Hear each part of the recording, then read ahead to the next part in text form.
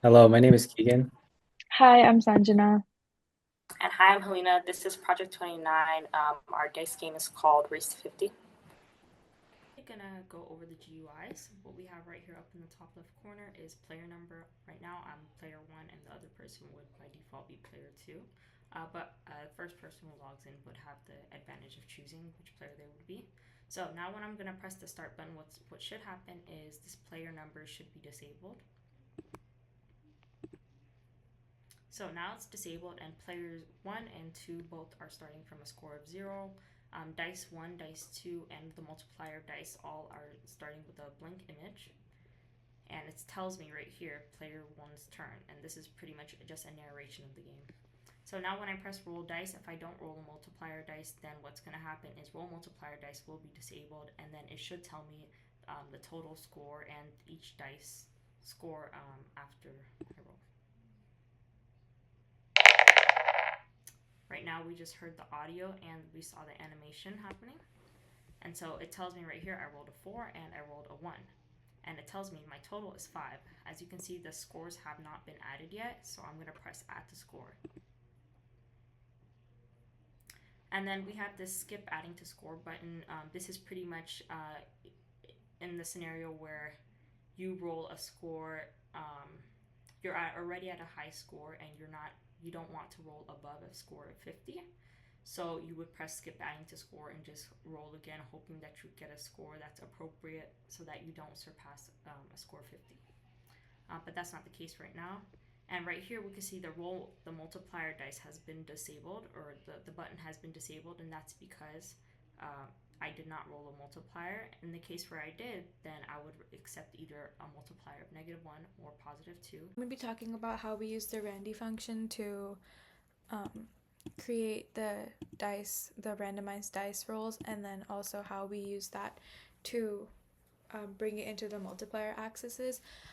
So we use the Randy function from 1 to 6, and then whatever number we landed on, we use as a placeholder in our file path, and then that was shown on the dice axes. And then the game label shows the total, which is the sum of your two dices. And if you get a doublet, it makes a sound and it opens the multiplier buttons for you. Also, in the beginning, we defined a bunch of properties such as player 1 score, player 2 score, what the current player is, and the doublet rolled is always false, so that the multiplier button stays off until we roll a doublet and the condition is changed to true. So we use that to then just add it to the total score, and then the player 1 score label will update your scores periodically, and if you get you have to get exactly 50 to win the game. So if you get over or less, you lose, and there's a sound for that, and there's a sound for when you win. I'm going to talk about some of the functions that I wrote in the game. The first function that I worked on was a multiplier dice function, which is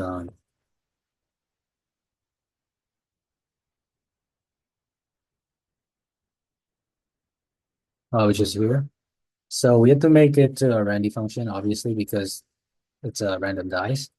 But there's only two options for multiplier dice. Even though it's a dice, there's only two options, which is a -1x or 2x. I made a -1x into multiplier 1 and used the if else function.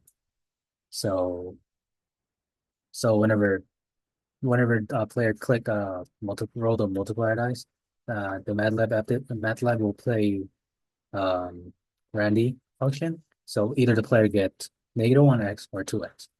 And we had to make that number, that 2x and -1x will actually apply to their score, no, or the die score.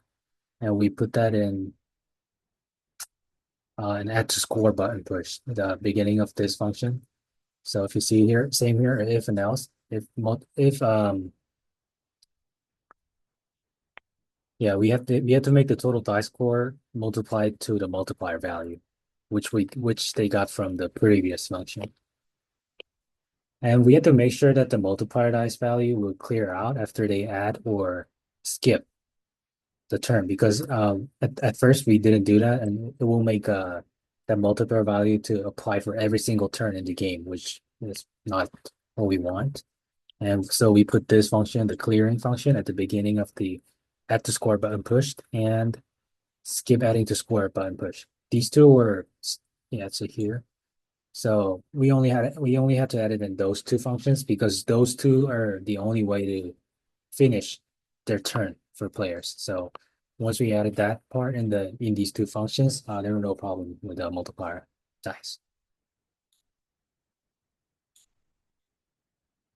I'm going to explain how sound effect is working in the game. So there are many sound effects in the game to make game feel a little more active for players. And the first sound effect in the game is roll the dice sound effect, which is basically rolling dice sound whenever you roll the die whenever the player rolls the dice.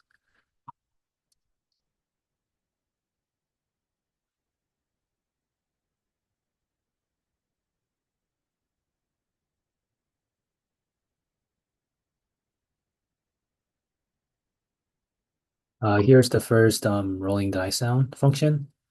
It's achieved by audio audio read function, which basically read the audio.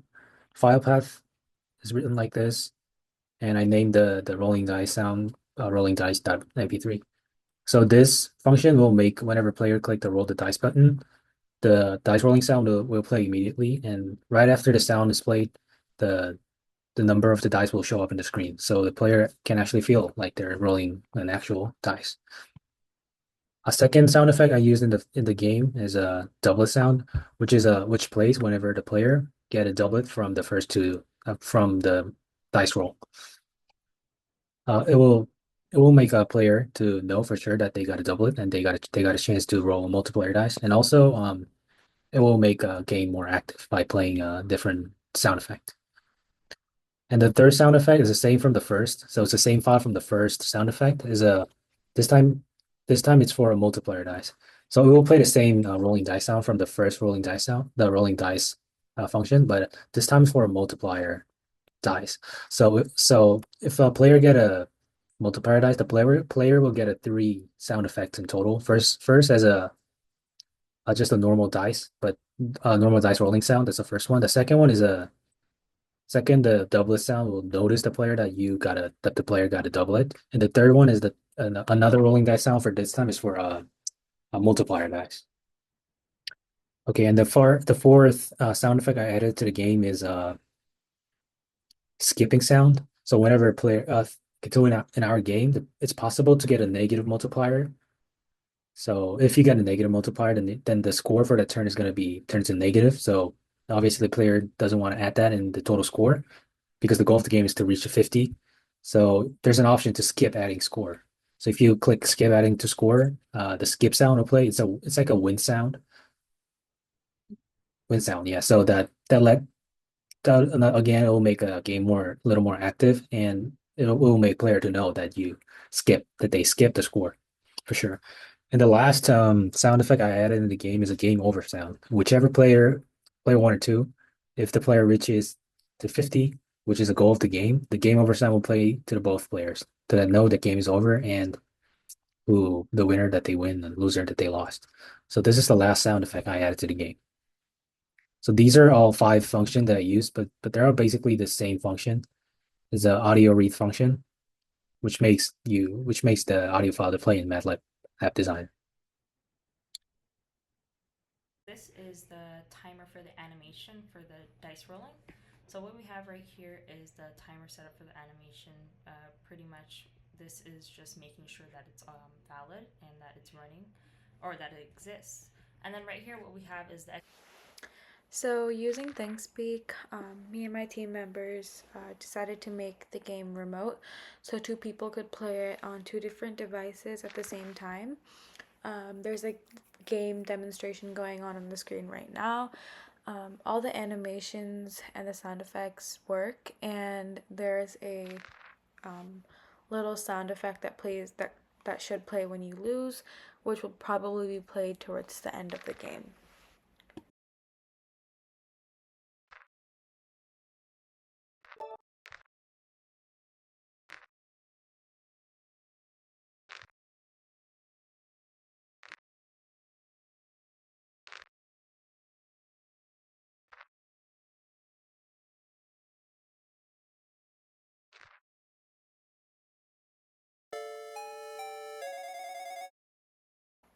So that was the sound effect that plays when you lose. We hope you liked our game. Thank you.